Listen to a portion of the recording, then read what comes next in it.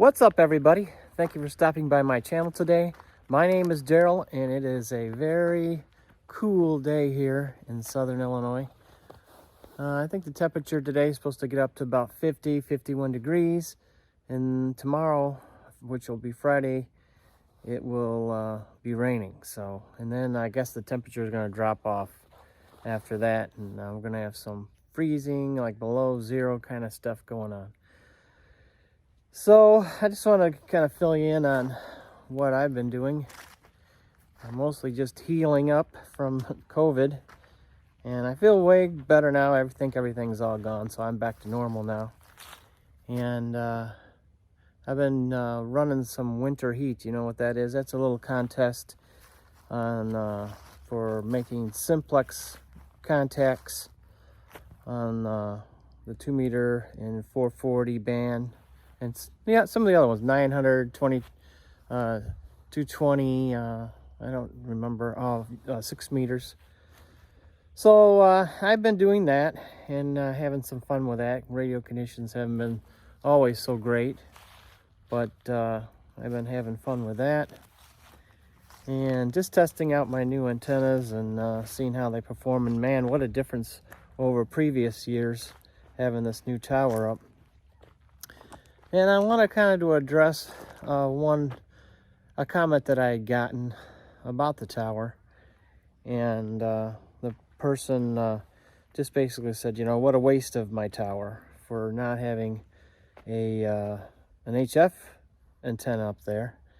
And if you listened to any of my videos and looked at the ones that I've posted before the tower was up, I kind of explained that, you know, I'm really interested in 2 meter sideband and simplex work and stuff like that. I do like HF, and you know, when I first got my ham ticket, I was on HF all the time and making a lot of contacts and running a lot of, you know, working a lot of CW also. When I first got my ham license, I was really doing a lot of CW and packet and all kinds of stuff like that. But I'm kind of a wide-ranging kind of guy. I like to do it all. If I had the money, I'd definitely do a lot of satellite kind of work and maybe some long-haul, you know, what is it, microwave kind of work. I think that'd be a lot of fun. But right now I'm interested in 2 meter sideband, things like that. Maybe 433, getting up there. But that's what this tower was put up for. And I eventually will have a 6 meter beam up there. But I do not foresee having any HF beam up there whatsoever. Now, again, in my other videos, I had said that this is one of 2 towers that's going up. This is the first one, and I wanted to get it all set up for the way that I want to use it.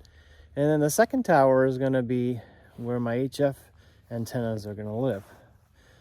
So I don't know when that's going to happen, but it will happen. But right now I'm making a lot of contacts on the wire antennas that I have. I have off-center fed dipole, I got a cobweb antenna, I got a half-wave end-fed dipole for 80, or actually for 160, 80, and I can tune it up on 40. So from this particular house, we moved here 5.5 years ago. I've made 5,000 contacts on those antennas, and I've gotten through pileups and everything like that also. So I'm in no big hurry to get some fancy Mosley antenna up there or some fancy antenna when I'm making a whole bunch of contacts with the stuff that I have now. So can they be improved? Probably.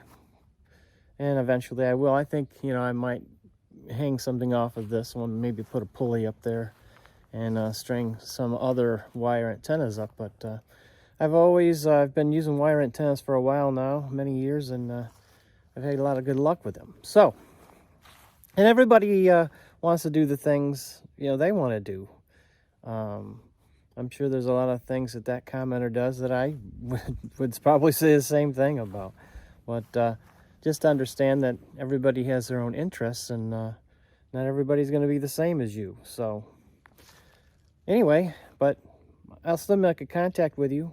Contact me and let me know when you're on HF, and we'll see if we can make a contact. That's the kind of things that I like to do. But anyway, I'm out here freezing my butt off, so let me turn the camera around and we'll look up at the antennas up there and see what they look like today. So they're still doing good up there. With the winds that we had, I had no problems whatsoever with anything. So everything's working good. And I'm still waiting on, now that my hand's pretty healed, I've got to get back to this digging a trench for these cables and get those buried. And I got to get some grounding here in the tower too. So I think that I'm going to go looking for some ground rods so I can get those in the garage, get them in the ground and get those in. And my plan is, once I get the ground rods in here, to bring the wire and the ground rods all the way through here to the back of the shop here and ground my radios there, and then continue around that corner towards the house and tie this whole thing into the main service ground. So that's the plan. So that's a whole lot of wire. It's a whole lot of digging and a whole lot of work, to say the least. So that's my plan. So maybe if I can get all this stuff together when I get that trencher, I might just trench all that and get at least trenched to the back of the shop where I can ground my antennas. So let's go inside and see what I've been doing. I'll give you a little update on the 6-meter repeater. I have tracked down a radio that I think we will be able to use for the receive side of this repeater. It's shipped, and I hope to see it. I think it's supposed to be here Saturday. So if it does show up, then I'll make a video on that next week, and we'll get that thing hooked up and get back on the road again for this 6-meter repeater. And then we'll get these things cleaned up and tuned up, and see if we can I don't know, get this thing on the air. I do not have a 6-meter vertical antenna. That's one of the antennas that I want to put on the tower. I want to put a 6-meter vertical. I want to put a 6-meter beam up there. So that might make me, once I get this running and get this duplexer tuned up, I might see about getting a 6-meter antenna put up on the tower. So I'd have to make a sidearm and order the antenna on some feed line.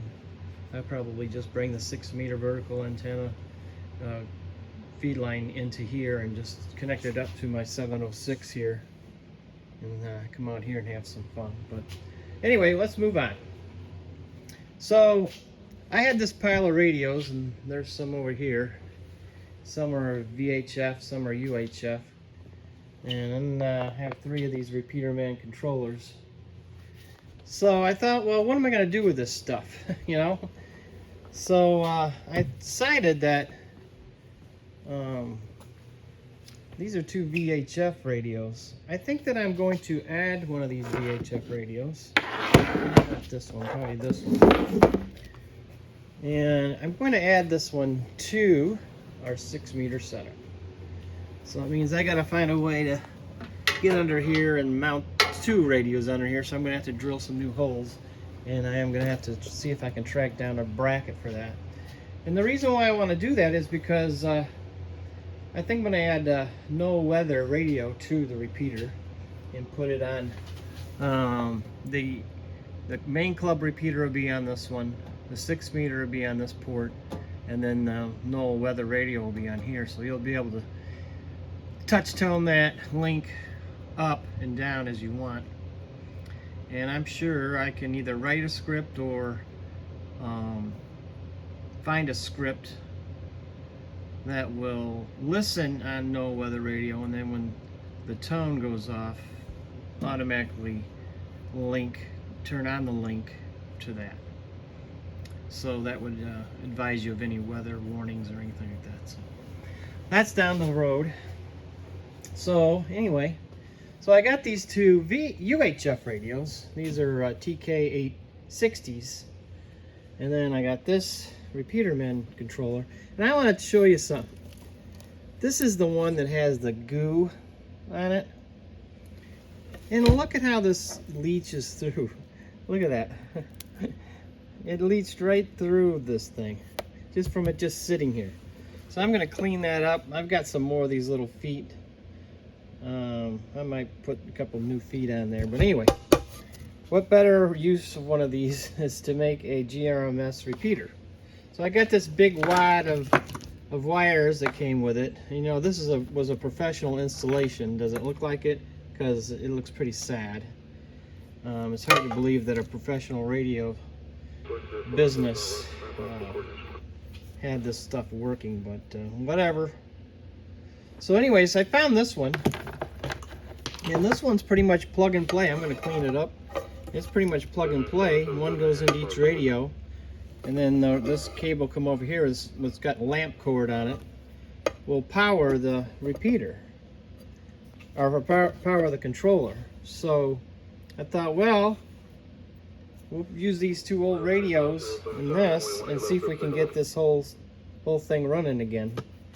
And somewhere I have a small duplexer, a little mobile duplexer that I can use to turn this into a little GMRS repeater. Now I don't know that I'm going to be putting a GMRS repeater up, but I might be able to sell it to somebody who does want one. So we'll see.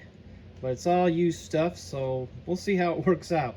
So we're just kind of playing around until our 6-meter radio shows up, and then we'll get back on that project. And then I also, for the closet install, I've ordered some under drawer mount slides. Those are ordered, and I'm this Saturday, I think, if it's not raining, I'm going to go pick up some wood for that. And we'll get back to the woodworking side of things too. So anyway, let's talk about how I'm going to program this, or these radios. So I went online and I got the repeater pairs for GMRS and looked at the ones that were any GMRS repeaters that were local. And there's one on, let's see, I think it's one here. This pair is used, and I think it's this one that's also used. Maybe it's this one, 6000. I think it's either 6000 or this one that's used up. So I'm gonna program them up for this pair, this repeater pair 21.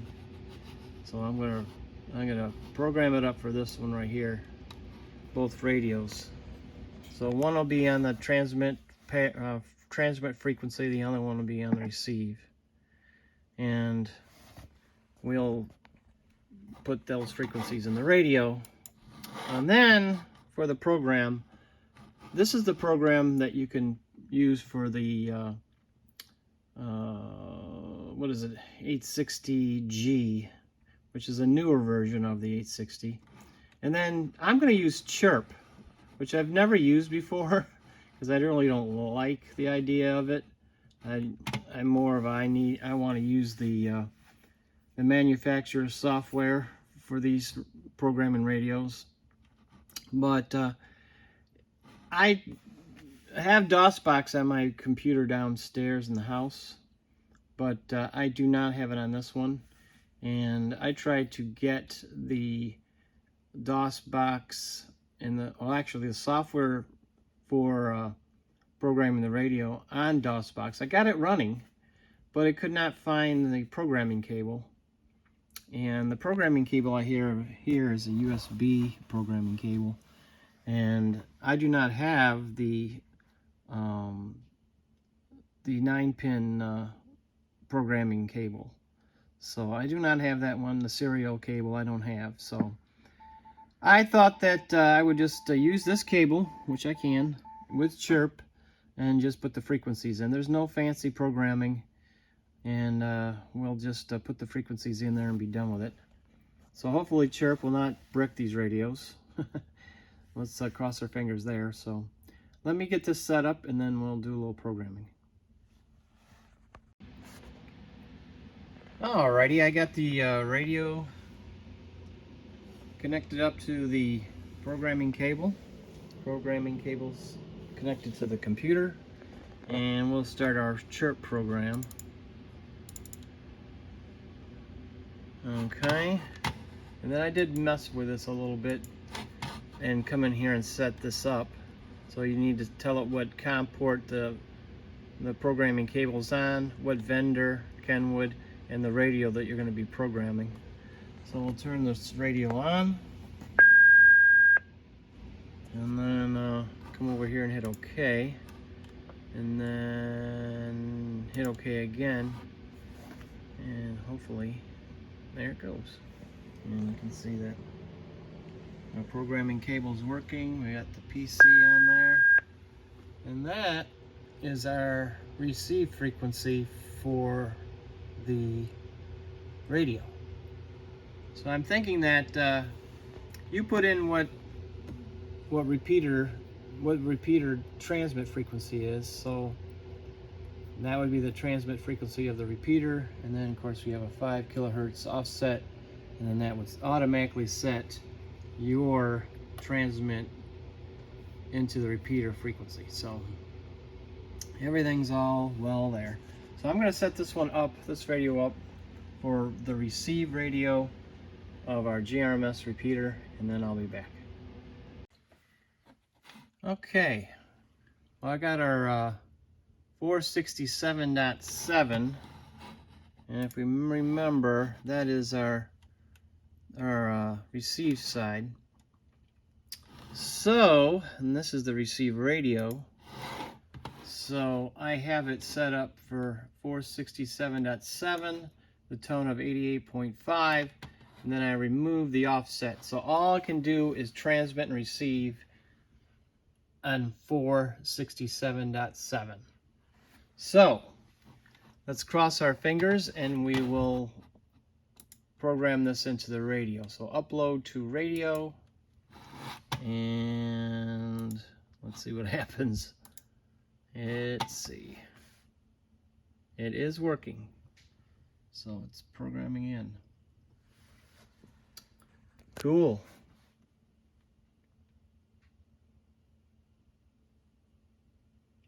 Using the chirp program saved me a lot of time. So there we are. So let's see. So we only got one channel in, our volume, and everything seems to be working okay. So that's our receive radio. Now I will switch radios and we'll program up our transmit radio. Alright, this is the transmit radio, and I see the backlight bulbs are out on this one. And I got the transmit frequency in, tone in, no offset, so we're ready to go. So I got both radios programmed up. So let's see if we can marry it up to this Repeaterman controller and see what happens.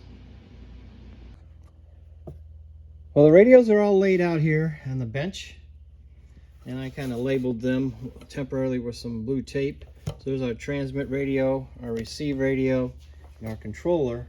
And then if we look at our cable here, this connector here goes into the Repeaterman controller. This one here is marked RX, and this one is marked TX.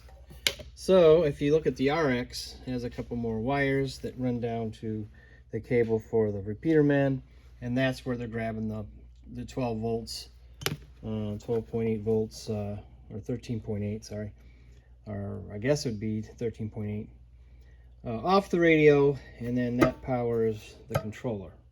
So let me hook these up and we'll come back and turn the power onto these radios and see if we get power to the Repeaterman. Well, I put all the radios together and I got the cables all connected up. Let's see, you can see from behind here how I got it connected all up. It's not connected to any antennas right now, or no duplexer. So this is a receive radio, so when I turn that on, it'll turn on. Or sorry, that's our transmit radio, not our receive, that's our transmit. And that cable comes out of here, and you can see that I got that on transmit. And then, supposedly, I guess, when I turn this, I have no power to the Repeaterman. So I assume when the radio gets power, it will power that connector and turn the Repeaterman on too. So let's see what happens. Oh, look at that! Look at that! Oh, you know what's bothering me? What's bothering me is that backlight being out. I'm gonna have to troubleshoot that. It's probably just out because these things were running all the time, and it probably just either burnt the bulbs out. I don't know if they're LED or incandescent bulbs, but anyway, the Repeaterman's lit up. It's in carrier squelch, so it says carrier, so I assume it's, I don't know if it's hearing something or what. I really don't know. I can disable it. It's not transmitting on anything, is it? No. Nope. So I guess the next thing for me to do for this is to, well, the next things to do is to get that duplexer out and get it tuned up for this. That makes a small little repeater, doesn't it? No wonder they were using them. And I need to have some kind of home for this, like a shelf or something. So maybe I have to try to see if I can track down another shelf. Maybe I'll order a couple of shelves and get rid of that stupid gray one. But yeah, how about that? So we're a little bit closer to having a GMRS repeater. Who would have thought? I never thought I would be doing this, but I have the old junk, so I might as well just use it, right? Maybe somebody will get some use out of it. Maybe even me. I don't know that I'll put a GMRS repeater here, but you never know. Might find a place to stick this. It'd be one of these radios. I think they're 20. Well, they're the UHF versions. Are they 25 watts? I don't know. It just says high power on the chirp program, but I don't know what these are. I'm gonna have to look them up. Let me go look it up. I looked it up, and they are 25 watt radios, 8 channels. Inverting panel, so I guess you can flip it upside down, so you can have the speaker. You can have the speaker on the bottom of the radio or the speaker on the top of the radio. And how about it? So what do you think I should do? You think I should, why does this one have P on it? Is that for or not primary, but oh, what do they call it? Oh, I can't think of the name of it now. I wonder why that's got that on there. P. I don't know what P stands for. I want to say priority, but maybe it does, but I don't know how to turn it off if it does, if it is that way. No. That's the problem with the chirp program, is I don't think I can get in there and change any of that. So I know you can do some front panel programming on this stuff. I'll have to try that out and see. That also, I think, has to be enabled in the radio. So maybe I will have to try to get the DOS box working, or get this. Maybe I'll put the program on this, the computer that I was using for the Motorola software, and see if I can get that to work. Oh, you know what the problem is? The programming cable. I don't have the right one.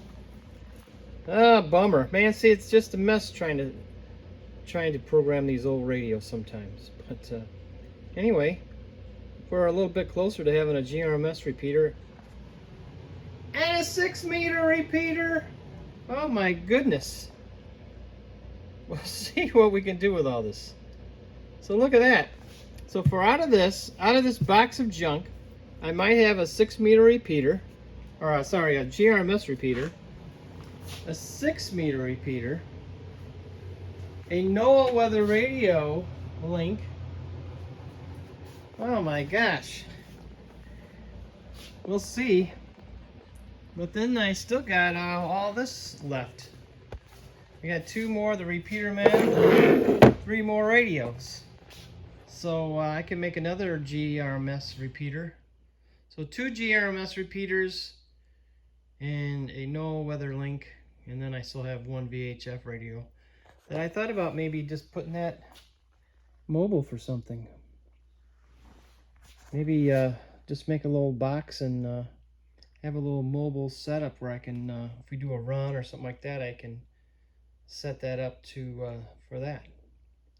Huh. See? Don't turn down boxes of junk radio equipment. All right, how about that? Wasn't that fun? I love taking this junk and making it work for something useful again. So anyways, that's about all I got for today. I don't know if this one's long or short. I won't know until I go edit it. But hopefully it won't be too boring. But I just want to say thank you for everybody who stops by my channel, who looks at my videos and watches my videos, and comments. The comments, I can take constructive criticism. In the end, I'll probably just do it my way anyway. But if you have a good idea, I might take you up on that. Like I said, I just appreciate people watching my videos, and I appreciate you taking just time out of your day to sit down and watch the video. That means a lot to me. So thank you, and we'll catch you again soon.